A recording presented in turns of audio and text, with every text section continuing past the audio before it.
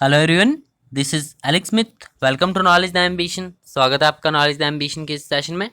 तो यहाँ पर हम कर रहे हैं rapid series of GS questions, जिसका सेट 4 हम आज डिस्कस करने वाले हैं। इससे पहले के 3 पार्ट्स जो हैं हम पहले ही डिस्कस कर चुके हैं, जिसमें हमने ज्योग्राफी के इंपॉर्टेंट क्वेश्चंस को डिस्कस किया है। तो ये पार्ट 4 है, इसमें भी हम कुछ इंपॉर्टेंट ज्योग्राफी के क्वेश्चन डिस्कस करेंगे। सबसे पहले ज्योग्राफी सेक्शन से जितने भी इंपॉर्टेंट क्वेश्चन हैं उन्हें हम डिस्कस कर लेंगे। ज्योग्राफी सेक्शन को फिनिश करेंगे, बीच में हो सकता है कि कोई और सब्जेक्ट इंक्लूड करा जाए, तो सबसे पहले ज्योग्राफी को ही लेकर चलेंगे। तो आज के इस पार्ट में भी ज्योग्राफी के क्वेश्चन डिस्कस करने वाले हैं, तो आपको वीडियो के एंड तक बने रहना है। वीडियो के एंड में कुछ एक क्वेश्चंस हैं जिनका आंसर आपको कमेंट बॉक्स में देना है। तो स्टार्ट करते हैं। यदि आप चैनल पर पहली बार हैं तो चैनल को सब्सक्राइब ज़रूर कर लें और नोटिफिकेशन बेल को ऑन कर लें, ताकि आने वाले सभी रेगुलर अपडेट जो हैं आप तक रेगुलरली पहुँचते रहें। तो शुरू करते हैं। आज के इस पार्ट में सबसे पहला क्वेश्चन यहाँ पर पूछा गया है, आगरा किस नदी के किनारे बसा हुआ है। तो सबसे पहले यहाँ पर जो बेसिक से क्वेश्चन है यहाँ पर सबसे पहले वही डाले गए हैं। तो बेसिक से क्वेश्चन है, इन्हें जल्दी से हम खत्म करेंगे, वीडियो को ज़्यादा लंबा नहीं करेंगे क्योंकि काफ़ी कॉमन से क्वेश्चन है, सबको पता होंगे। आपको यदि पता नहीं है तो आपको ध्यान से पढ़ना है, अदरवाइज आपका रिवीजन हो जाएगा। यहाँ पर आगरा किस नदी के किनारे बसा हुआ है, यमुना, गंगा, महानदी या झेलम। ये क्वेश्चन जो होते हैं, जो नगर नदियों के किनारे बसे होते हैं, इस प्रकार जो क्वेश्चंस पूछे जाते हैं एग्जाम में, तो ये काफ़ी कंफ्यूजिंग होते हैं। तो आपको जो भी यहाँ पर पढ़ाया जा रहा है उसे ध्यान से अपने दिमाग में रखना है कि किस प्रकार से जो है कौन सा नगर कौन सी नदी के किनारे बसा हुआ है। आप थोड़े करके टॉपिक वाइज थोड़ा थोड़ा करके इनको अगर याद करोगे तो आपको आसानी से ही याद रह जाएंगे। तो ये काफ़ी कंफ्यूजिंग भी होते हैं। तो यहाँ पर आपको ध्यान रखना है, आगरा जो है वो यमुना नदी के किनारे बसा हुआ है। ऑप्शन नंबर 1 इसका राइट आंसर है। जैसे कुछ कॉमन से नगर होते हैं तो उनके बारे में तो पता चल जाता है, लेकिन कई बार क्या होता है कि ये कन्फ्यूज़न क्रिएट कर देते हैं। नेक्स्ट क्वेश्चन है, कटक किस नदी के किनारे बसा हुआ है, यमुना, गंगा, महानदी या फिर झेलम। तो जो कटक है वो है महानदी के किनारे स्थित है। ऑप्शन नंबर 3 इसका राइट आंसर है। Next question number 3, Varanasi Varanasi किस नदी के किनारे बसा हुआ है, चंबल, टॉन्स, गंगा या फिर गोकक। तो जो वाराणसी है वो गंगा नदी के किनारे बसा हुआ है। ऑप्शन नंबर 3 इसका राइट आंसर है। नेक्स्ट क्वेश्चन नंबर 4, अब यहाँ पर अयोध्या का पूछा गया है कि अयोध्या जो है वो किस नदी के किनारे बसा हुआ है, सरयू, गंगा, मेघना या फिर पद्मा। मेघना पद्मा आपका एक ही हो गया, लेकिन हमारे यहाँ पर राइट आंसर बनता है ऑप्शन नंबर 1, सरयू नदी के किनारे बसा हुआ है अयोध्या। ऑप्शन नंबर 1 इसका राइट आंसर है। नेक्स्ट क्वेश्चन नंबर 5, भारत का सबसे ऊंचा बांध कौन सा है। काफ़ी कॉमन सा क्वेश्चन है, हमारे जो बेसिक क्लासेस हैं वहाँ पर ये सिखा दिया जाता है भारत का सबसे ऊंचा बांध कौन सा है। तो सबसे ऊंचा बांध जो है वो टिहरी बांध है। ऑप्शन नंबर 3 इसका राइट आंसर है। नेक्स्ट क्वेश्चन नंबर 6 पूछा गया कि भारत का सबसे लंबा बांध कौन सा है।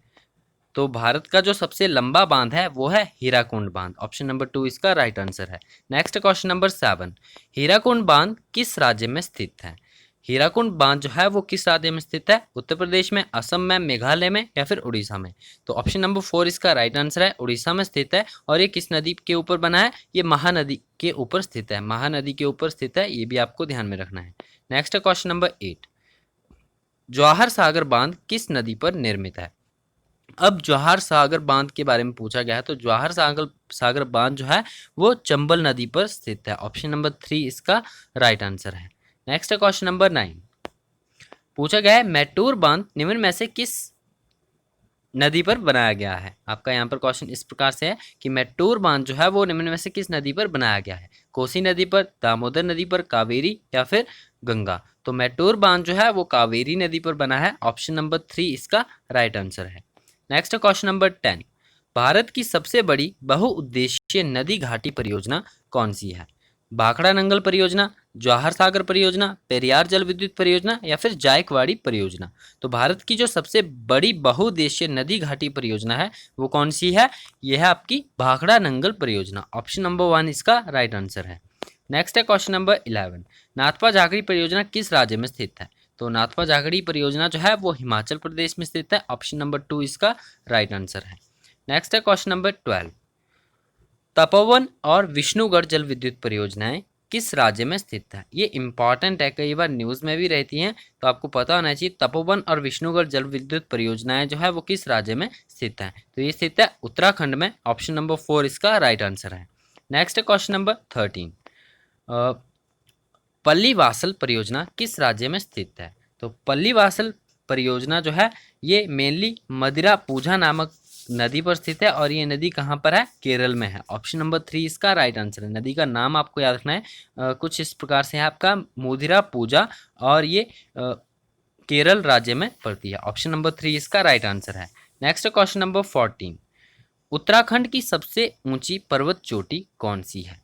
अब उत्तराखंड की बात यहाँ पर की जा रही है, तो उत्तराखंड की सबसे ऊंची जो पर्वत चोटी है वो कौन सी है? वो है नंदा देवी। ऑप्शन नंबर 1 इसका राइट आंसर है। बाकी जो आपकी यहाँ पर अराकानोमा और जो कृष्णागिरी पूछी गई है, तो कृष्णागिरी जो है वो कराकोरम पर्वत श्रृंखला का दूसरा नाम है, तो आपको ये ध्यान में रखना है। और इसके अलावा बात करें किसकी? अराकानोमा। ये अराकानोमा जो है इसे हम पहले भी डिस्कस कर चुके हैं, तो ये आपको पता होना चाहिए। ये मेनली है। तो इस क्वेश्चन का राइट आंसर ऑप्शन नंबर 1 है। नंदा देवी जो है उत्तराखंड की सबसे ऊंची पर्वत चोटी है। नेक्स्ट क्वेश्चन नंबर 15, अरावली पर्वत का सर्वोच्च शिखर कौन सा है? गिरनार, कंचनजंगा या फिर गुरु शिखर? तो ऑप्शन नंबर 4 इसका राइट आंसर है। अरावली पर्वत का सर्वोच्च शिखर जो है वो गुरु शिखर है। नेक्स्ट क्वेश्चन नंबर 16, कौन सी पर्वतमाला सह्याद्री के नाम से जानी जाती है? अब यहाँ पर वीडियो को मैं थोड़ा जल्दी ले रहा हूँ, क्वेश्चंस को जल्दी पढ़ रहा हूँ, बिकॉज ये काफ़ी कॉमन से क्वेश्चन है, तो बेसिकली आपने पहले भी पढ़े होंगे, तो ये एज अ रिवीजन आप इसे ले सकते हैं। तो आपको यहाँ पर बताना है कि कौन सी पर्वतमाला जो है सह्याद्री के नाम से जानी जाती है। पश्चिमी घाट, शिवालिक, पालनी या फिर इनमें से कोई नहीं? तो इस क्वेश्चन का राइट आंसर है आपका ऑप्शन नंबर 1, पश्चिमी घाट जो है ये कौन सी पर्वतमाला, ये सह्याद्री के नाम से भी जानी जाती है। आपको ध्यान में रखना है, पश्चिमी घाट को सह्याद्री के नाम से भी जाना जाता है।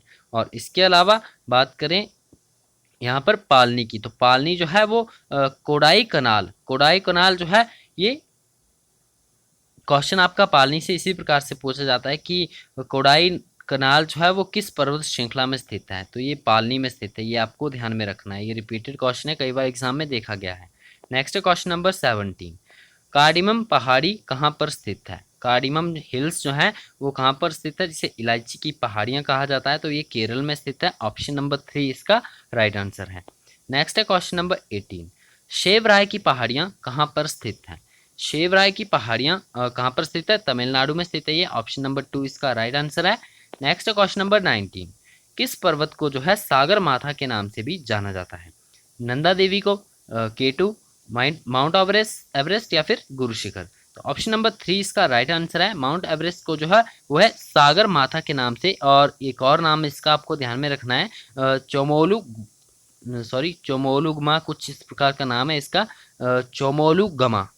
तो और सागर माथा के नाम से जाना जाता है माउंट एवरेस्ट को। और यहाँ पर केटू की बात करें तो केटू, गॉडविन ऑरेस्टन केटू जो है वो भारत की सबसे ऊंची चोटी है। नेक्स्ट क्वेश्चन नंबर 20, आर्य किस दर्रे से होकर भारत आए थे?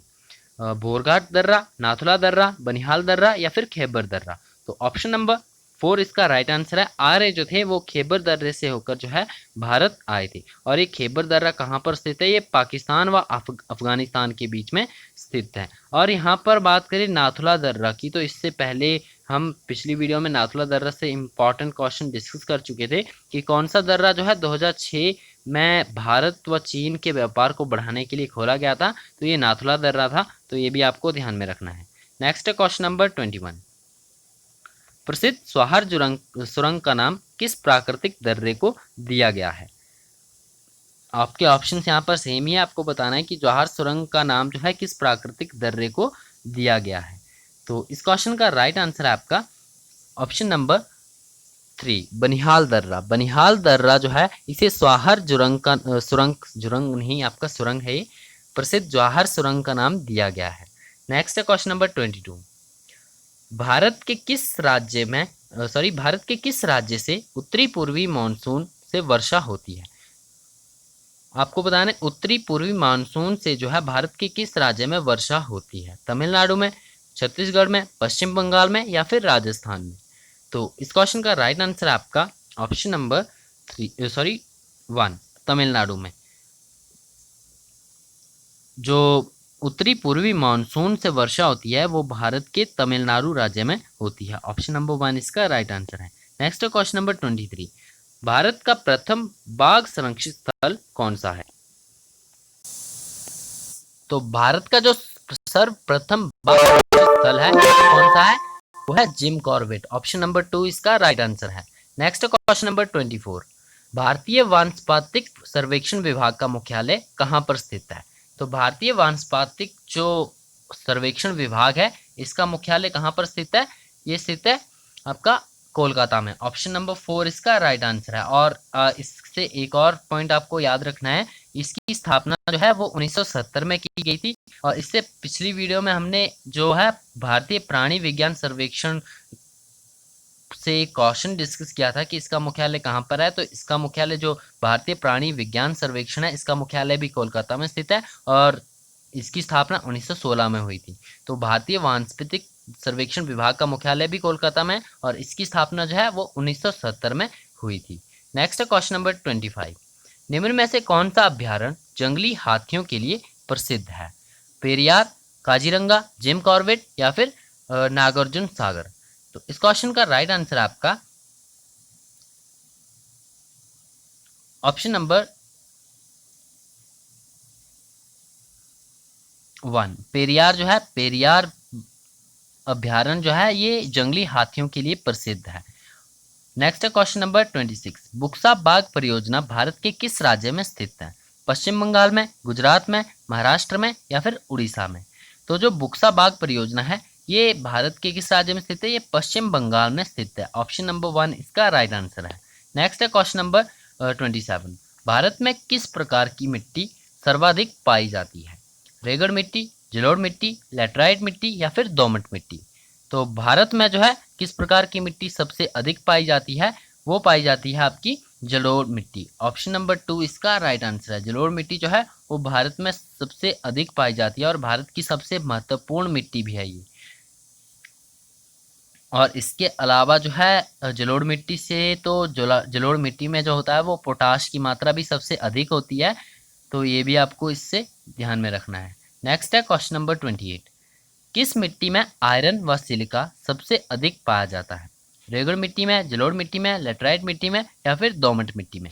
तो आयरन व सिलिका जो सबसे अधिक पाया जाता है वो लेटराइट मिट्टी में पाया जाता है। ऑप्शन नंबर 3 इसका राइट आंसर है। और लेटराइट मिट्टी से और भी जो पॉइंट्स है वो आपको ध्यान में रखने कि चाय की खेती के लिए सबसे उपयुक्त मिट्टी कौन सी होती है? वो लेटराइट मिट्टी ही होती है। और लोहे और एल्युमिनियम के कण भी लेटराइट मिट्टी में पाए जाते हैं। तो ये सभी पॉइंट्स आपको इससे भी याद रखने हैं। नेक्स्ट क्वेश्चन नंबर 29 पूछा गया कि किस मिट्टी का निर्माण बोसाल्ट चट्टानों के विखंडन से होता है?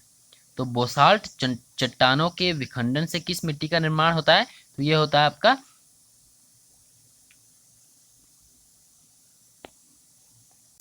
काली मिट्टी का। ऑप्शन नंबर 1 इसका राइट आंसर है। ये आपको ध्यान में रखना है। और काली मिट्टी से अलावा और भी क्वेश्चन जो पूछे जाते हैं कि किस मिट्टी में कृषि के लिए सिंचाई की आवश्यकता नहीं होती है? तो वो काली मिट्टी में नहीं होती है। ये भी आपको ध्यान में रखना है। और नेक्स्ट क्वेश्चन आपका यहाँ पर है इसी से संबंधित, लावा के प्रवाह में कौन सी मिट्टी का निर्माण होता है? तो लावा के प्रवाह में जो है वो काली मिट्टी का ही निर्माण होता है। और काली मिट्टी जो है वो जैव पदार्थों से भरपूर भी होती है। तो क्वेश्चन इस प्रकार से भी पूछा जा सकता है। तो आपको ये ध्यान में रखना है। नेक्स्ट क्वेश्चन नंबर 31, भारत में लाल मिट्टी का प्रवाह सबसे अधिक किस राज्य में होता है? तो भारत में जो लाल मिट्टी का प्रवाह है वो किस राज्य में सबसे अधिक होता है? तो आंध्र प्रदेश में, तमिलनाडु में, गुजरात में या फिर एक और दो दोनों में? तो ऑप्शन नंबर 4 इसका राइट आंसर है। भारत में जो लाल मिट्टी का विस्तार है वो सबसे अधिक कहाँ पर पाया जाता है?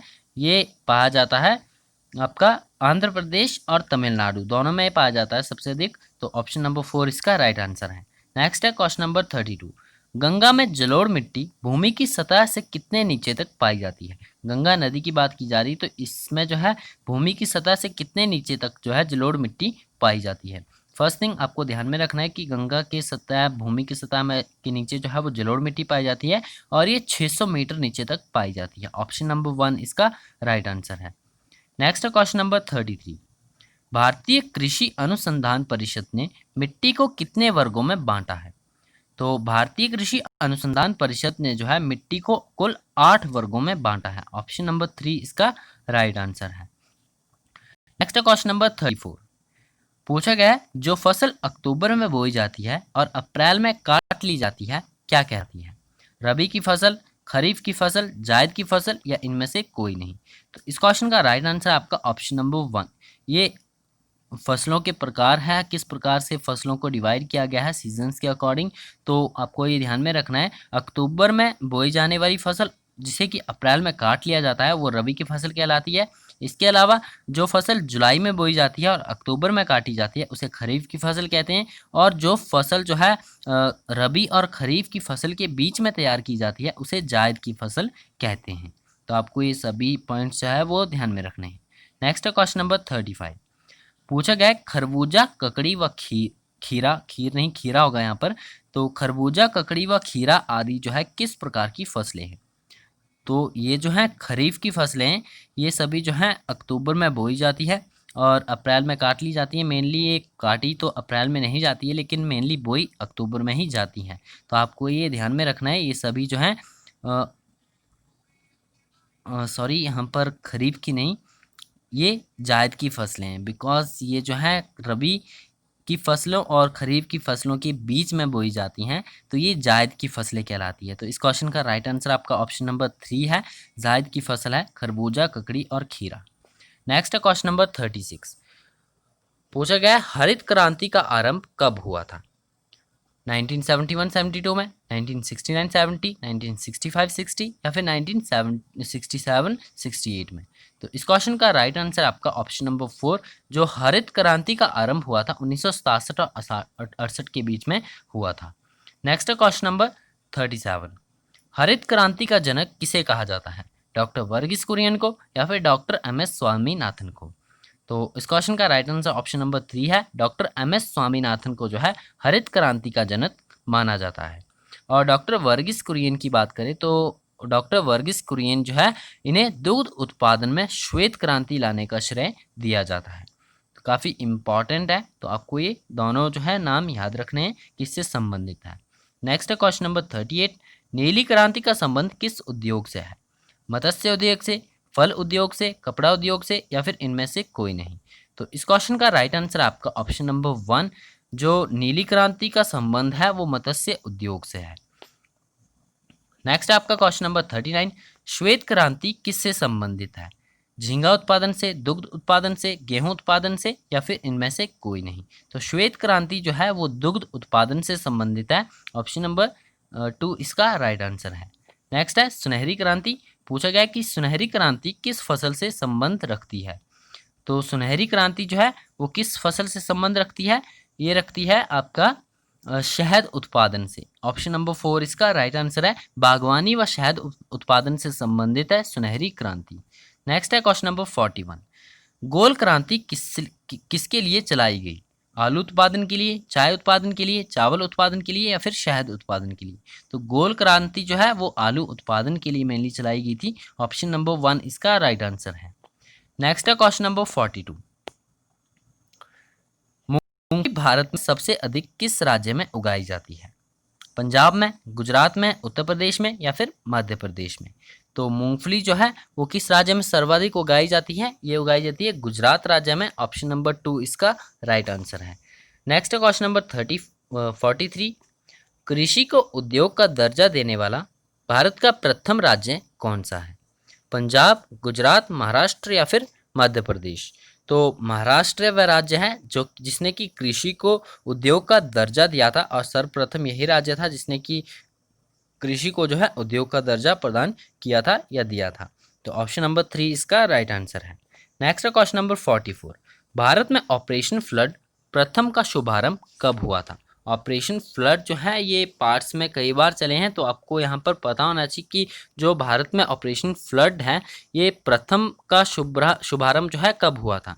1972 में, 1987 में, 1981 में या फिर 1970 में। तो ये जो ऑपरेशन फ्लड फर्स्ट था इसका शुभारंभ हुआ था 1970 में। ऑप्शन नंबर 4 इसका राइट आंसर है। नेक्स्ट है आपका क्वेश्चन नंबर 45। भारतीय परमाणु ऊर्जा विभाग की स्थापना कब हुई थी?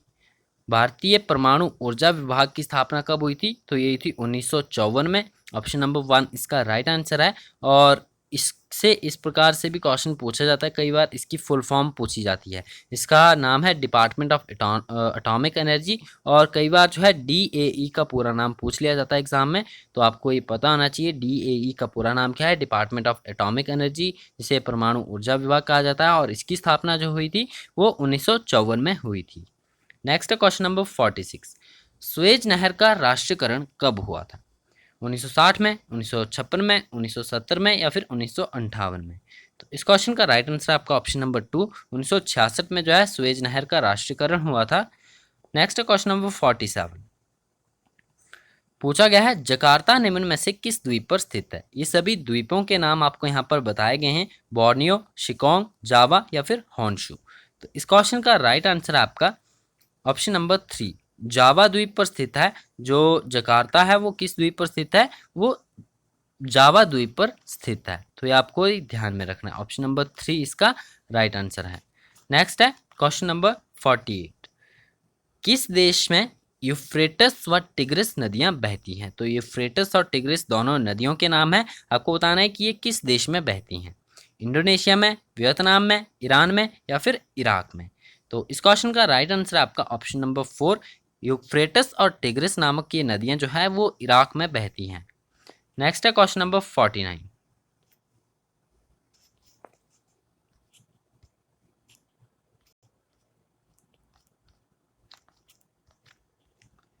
पूछा गया है कौन सी यूरोपीय नदी ब्लैक फॉरेस्ट से निकलकर काला सागर में मिलती है? डैन्यूब नदी, राइन नदी, वोल्गा नदी या फिर कॉन्गो नदी? तो इस क्वेश्चन का राइट आंसर है आपका ऑप्शन नंबर 1, जो डैन्यूब नदी है। डैन्यूब नदी जो है वो ब्लैक फॉरेस्ट से निकलकर जो है काला सागर में गिरती है। नेक्स्ट है क्वेश्चन नंबर 50। पूछा गया कि अफ्रीका में रूम सागरीय तट पर कौन सा बंदरगाह है? तो अफ्रीका में रूम सागरीय तट पर जो है वो कौन सा बंदरगाह है? ये सिकंदरिया बंदरगाह है। ऑप्शन नंबर 1 इसका राइट आंसर है। तो ये सभी क्वेश्चन जो है आपको ध्यान में रखने हैं। इसके अलावा वीडियो के एंड में जो है ये 2 क्वेश्चंस के आंसर आप मुझे कमेंट बॉक्स में बताइएगा, क्योंकि इसे हम पहले के सेट में डिस्कस कर चुके हैं। पहला क्वेश्चन है पृथ्वी के उत्तरी गोलार्ध पर जल की मात्रा कितने प्रतिशत है? और दूसरा क्वेश्चन है मोजाम्बिक की धारा किस महासागर की जल धारा है?